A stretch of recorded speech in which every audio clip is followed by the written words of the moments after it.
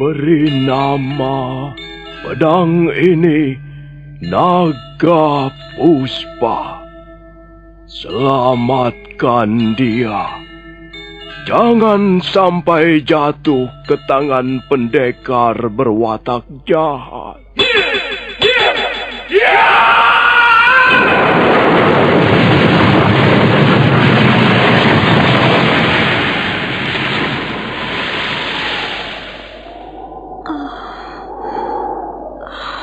Kakang Kamandanu, kau masih juga tidak percaya bahwa aku mencintaimu.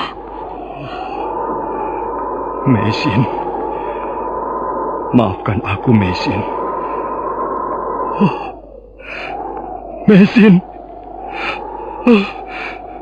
Mesin!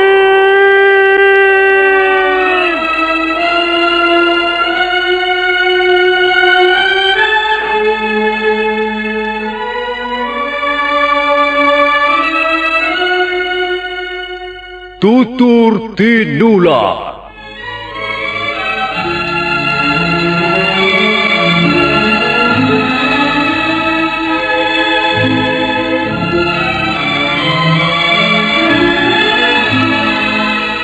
Sebuah sandiwara radio serial, produksi Sanggar Cerita dan Teater Sanggar Prativi. Sebuah kisah dengan latar belakang sejarah runtuhnya Singasari dan berdirinya Kerajaan Majapahit.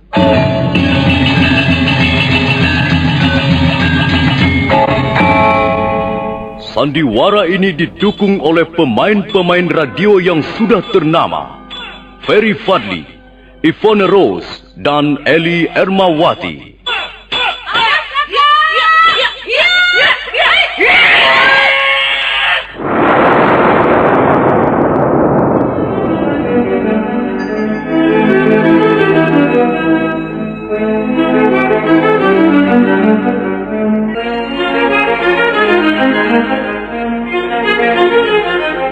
Cerita ini ditulis dan diolah oleh S. Tijab, hiasan musik dan sutradara C. Ispriyonoka.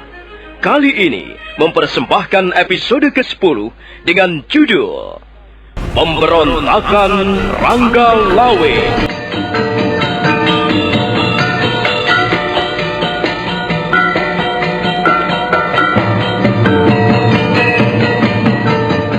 Dalam seri ke-274 ini didukung oleh para pemain Eddie Johan sebagai Ike Mese, Benny Indrahadi sebagai Sipi, Mogan sebagai Kausing, Heri Stiono sebagai Diah Sangkrama Wijaya, Rusli sebagai Rangga Lawe, Idris Apandi sebagai Ramapati, Nusri Nurdin sebagai Lembu Sora, Yvonne Rose sebagai Sakawuni, Ferry Fadli sebagai Arya Kamandanu, Iwan Daarta sebagai Wupin, dan Asdi Suhastra pembawa cerita. Selamat menikmati.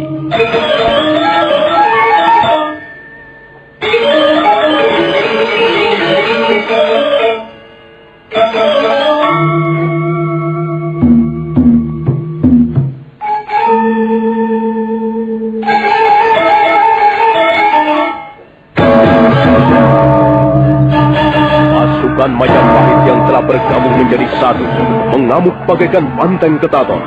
Banyak prajurit-prajurit Tartar yang terbunuh. Hal itu disebabkan karena mereka lengah, masih terlena oleh pesta kemenangan.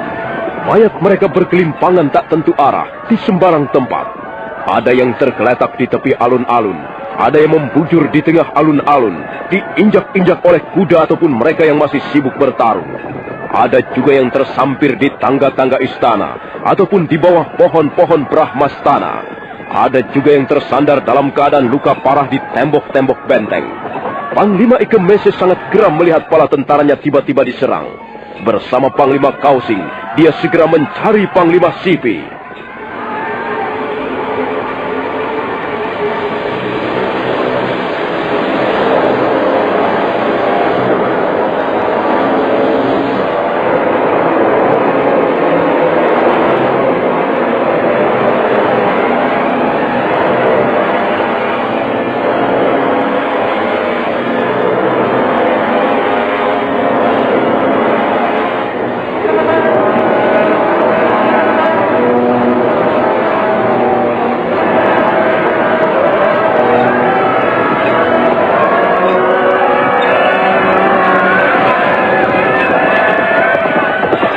Sipi!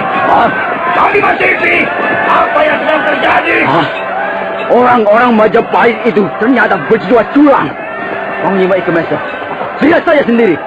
Dia Sanggrama Wijaya bersama pasukannya telah menyerang kita. Lihat saja sendiri, Panglima. Banyak prajurit-prajurit kita terbunuh dengan semena-mena. Kurang ajar. Rupanya orang-orang Majapahit tidak bisa dipercaya. Iya. Semula dia datang mengatakan ingin menyerahkan Putri Boyongan. Tapi ternyata Putri Boyongan itu adalah akal busuk mereka. Ternyata 2 orang Putri Boyongan yang ditempatkan di dalam tandu itu adalah 2 orang pendekar yang menyamar. Begitu keluar dari dalam tandu, mereka langsung menyegap dan membunuh beberapa orang prajurit Tatar sekaligus. Apakah perbuatan ini dapat dikatakan sebagai perbuatan yang terpuji? Berdebah. Kita sudah dileceki. Kita harus segera mengambil tindakan yang tegas. Apakah jumlah pasukan kita masih cukup banyak, Panglima Sipi? Sepertinya jumlah pasukan kita sudah banyak berkurang, Panglima Ikemese. Aku tidak yakin kalau kita terus bertahan, apakah bisa memenangkan pertempuran. Bagaimanapun juga, kita tidak ingin dikecoh seperti ini. Kita tidak ingin dileceki oleh orang-orang Majapahit. Kita harus memberikan perlawanan yang gigih, Panglima Sipi. Iya, Panglima Ikemese. Kau pimpin pasukan Tatar yang berada di bagian timur alun-alun Istana Kediri. Sementara aku dan Panglima Kausing akan memimpin di bagian barat. Ayo kita lawan orang-orang Majapahit itu. Mereka sudah berbuat curang pada kita. Mereka sudah merendahkan derajat bangsa Mongol. Mereka sudah menghina prajurit-prajurit Tatar. Ayo kita basmi mereka.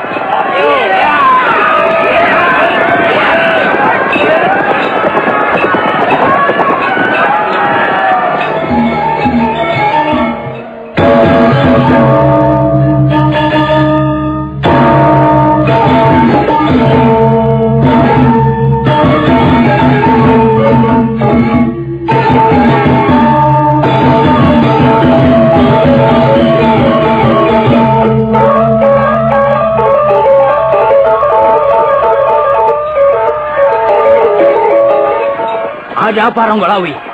Mengapa kau datang terburu-buru? Celaka, Gusti. Warga desa ikut menyerang membabi buta.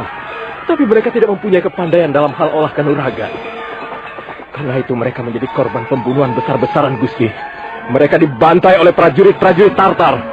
Apakah kita akan biarkan mereka terus berada di tengah-tengah pertempuran, Gusti? Apakah ada kemungkinan untuk mencegah mereka, Ronggolawi? Sepertinya mereka sudah sangat nekat, Gusti. Keberanian mereka bahkan melebihi keberanian prajurit-prajurit. Mereka berperang bagaikan orang-orang kesurupan. Mereka sudah tidak ingat lagi keselamatannya. Mereka sudah tidak memikirkan lagi keselamatan nyawanya. Mereka berperang bagaikan kesetanan, Gusti.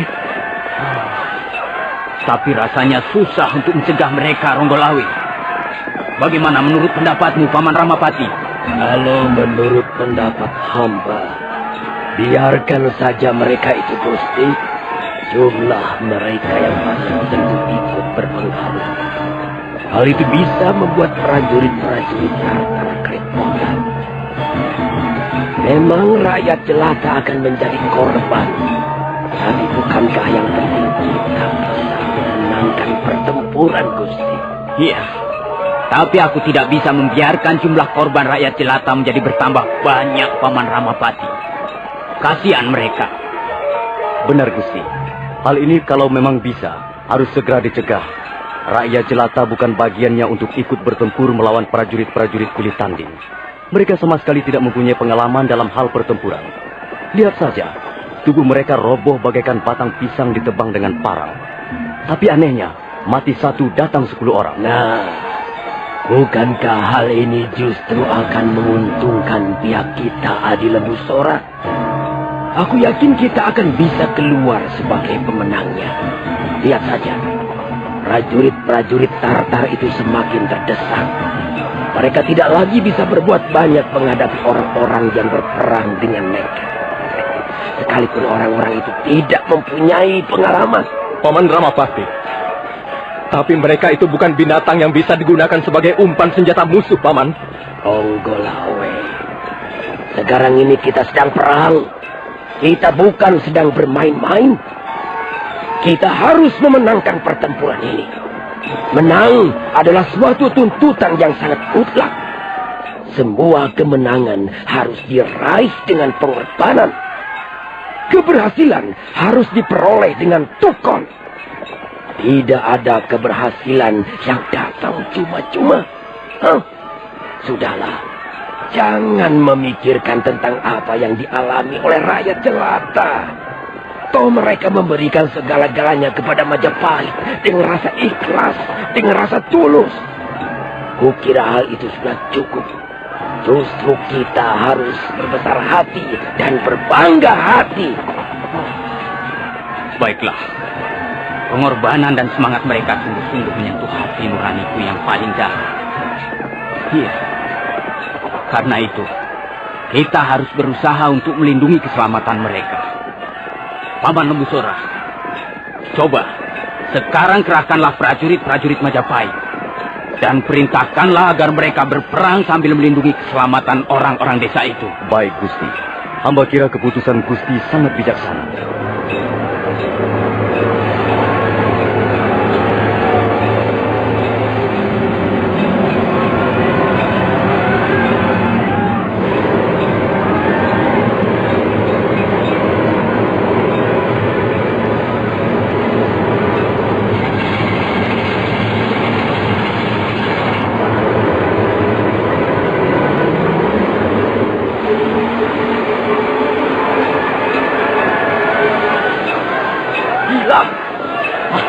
Orang-orang Majapahit itu benar-benar sudah gila. Pasukan kita semakin terdesak. Apa yang akan kita lakukan sekarang, Panglima Ikemese? Aku sama sekali tidak menduga. Rupanya kita menghadapi penghuni tanah Jawa yang sedang murka. Aku heran. Orang-orang itu seperti tidak mempunyai ilmu bela diri. Tapi mereka berperang seperti siluman.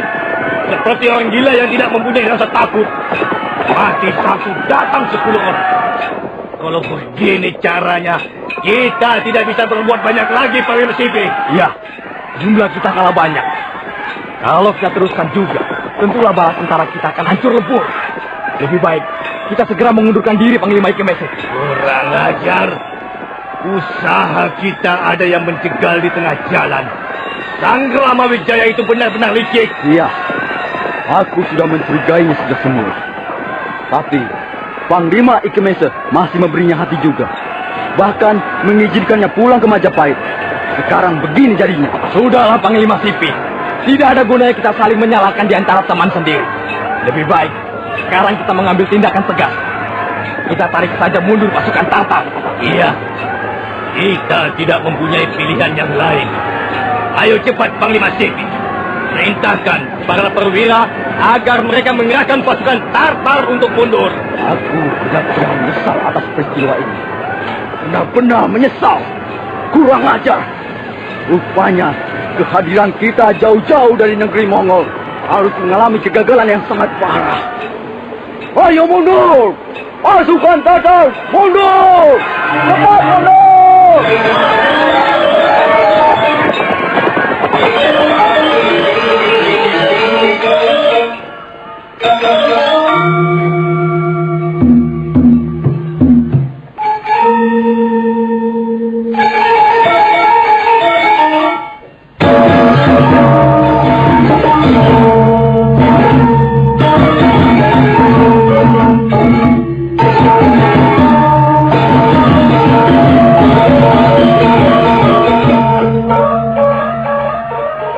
Lihat, Kamandanu.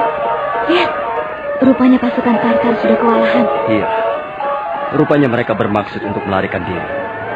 Mereka sudah tidak tahan lagi menghadapi pasukan Majapahit yang dibantu oleh rakyat jelata.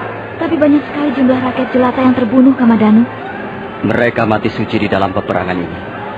Mereka sudah memberikan segala-galanya untuk Majapahit. Mereka telah menjadi tumbal peperangan. Jasa-jasa mereka tidak boleh dilupakan begitu saja, Kamandanu. Tanpa mereka, tanpa semangat dan pengabdian mereka yang tulus, belum tentu kita akan bisa mengalahkan tentara Tartar. Benar, Sakawuni. Kalau sampai akhirnya perang ini berhasil kita menangkan, maka kemenangan itu berkat siraman darah rakyat jelata. Itu Kakang Ranggalawe datang. Kamandanu, cepat kau kejar orang-orang Tartar itu. Sementara aku Paman Lembu Sorak, Rekrian Demung, dan Gajah Biru akan membereskan prajurit-prajurit Tartar yang berada di alun-alun. Baik, Kakang Ranggalawe. Ayo Sakauni, kita kejar mereka. Tunggu. Gusti Sang Ramawijaya memerintahkan agar jangan sampai ada seorang pun di antara mereka meloloskan diri. Saya akan menjalankan perintah sebaik-baiknya, Kakang Ranggalawe. Ayo, Kamandanu. Mumpung mereka belum lari terlalu jauh.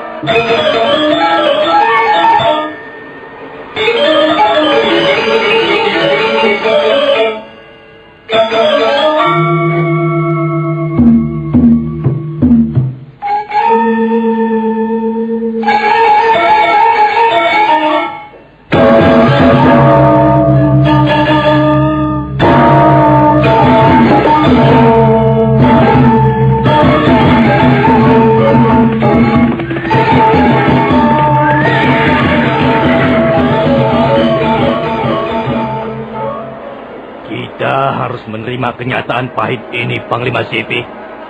Kita telah dikalahkan oleh orang-orang Majapahit. Aku menjadi bingung, Panglima Ikemese. Bagaimana caranya kita memberikan laporan kepada Paduka Kaisar Kublai Khan? Kita tidak perlu menyulap laporan. Kita laporkan saja apa adanya. Benar, Panglima Kausing. Kalau memang Kaisar Kublai Khan murka, kita harus berani menanggung akibatnya. Sekarang yang penting, kita harus bisa menyelamatkan diri. Rupanya orang-orang Majapahit itu tidak memberi kesempatan pada kita untuk lolos. Kalau begitu, harus ada di antara kita yang bisa menyelamatkan diri, Panglima Ikemese. Sebaiknya, pasukan ini kita bagi saja menjadi dua bagian. Panglima Ikemese dan Panglima Sipi memimpin 40 orang prajurit Tartar. Sementara aku akan memimpin sisanya mencari jalan yang lain. Lalu kita akan bertemu di mana? Kita akan bertemu di Pantai Tuban. Di tempat pertama kali kita mendaratkan perahu-perahu kita. Baiklah. Ayo cepat kita berangkat. Aku khawatir orang-orang Majapahit itu akan segera bisa menyusul kita.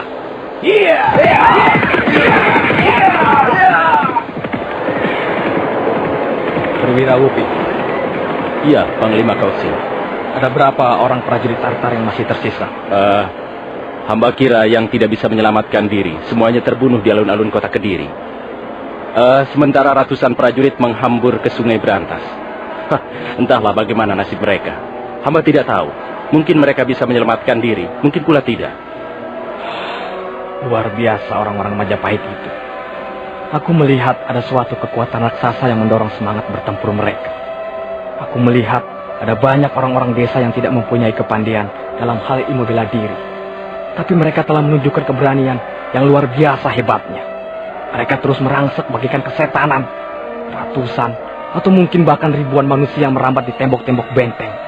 Dan mereka sama sekali tidak takut kehilangan nyawa. Rupanya orang yang bernama Sangga Ramawijaya itu sangat besar pengaruhnya. Baiklah. Sekarang marilah kita mencari jalan lain, Perwira Wupi. Ya. Kerahkanlah orang-orangmu. Kita mencari jalan lain. Dan selanjutnya kita akan bertemu dengan Panglima Ikemese dan Panglima Sipi di Pantai Tuban. Baik, Panglima Kausing. Ayo kita berangkat sekarang. Kita akan berkuda menyusuri tepian sungai ini. Ayo cepat.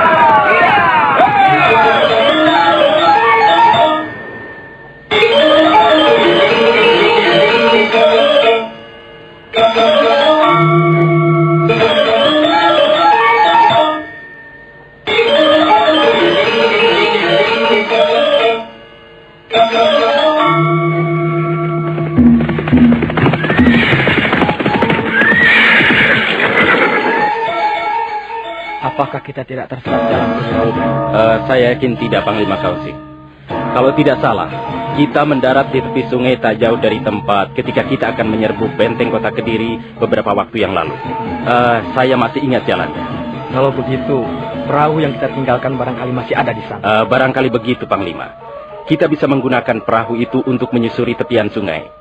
Besok, pagi-pagi sekali, kita sudah akan tiba di Pantai Tuban dan bertemu dengan Panglima Ikemese dan Panglima Sipi. Kalau begitu, marilah kita mencari perahu itu. Ayo, beritahukanlah teman-temanmu. Baik, Tuan Panglima. Ayo kita berkuda lagi. Hati-hati. Jalannya agak sukar untuk dilewati. Ayo.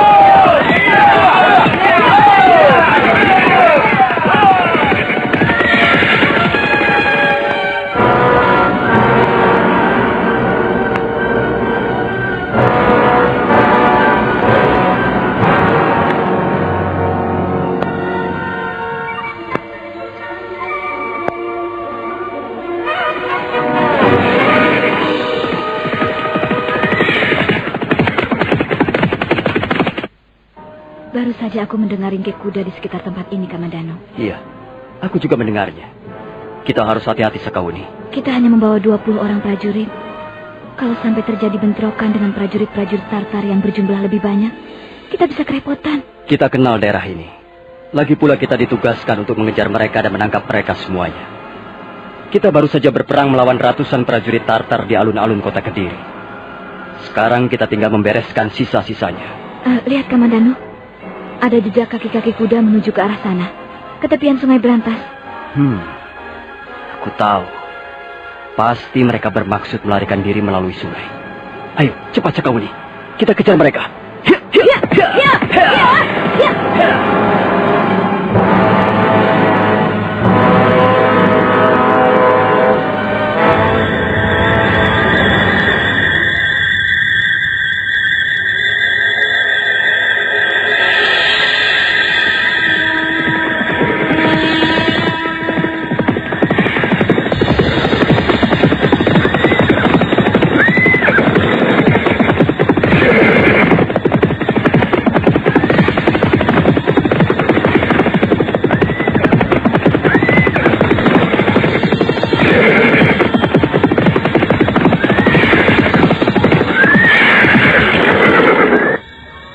Arya Kamandanu, Sakawuni dan 20 orang prajurit Majapahit baru saja menempuh perjalanan sekitar 20 pal jauhnya.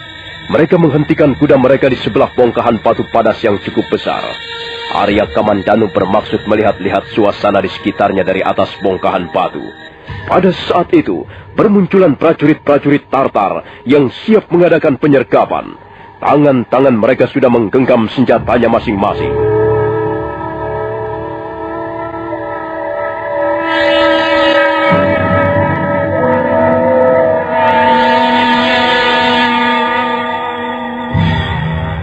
Arya Kamandanu melirik ke arah Sakawuni yang masih duduk di atas punggung kudanya.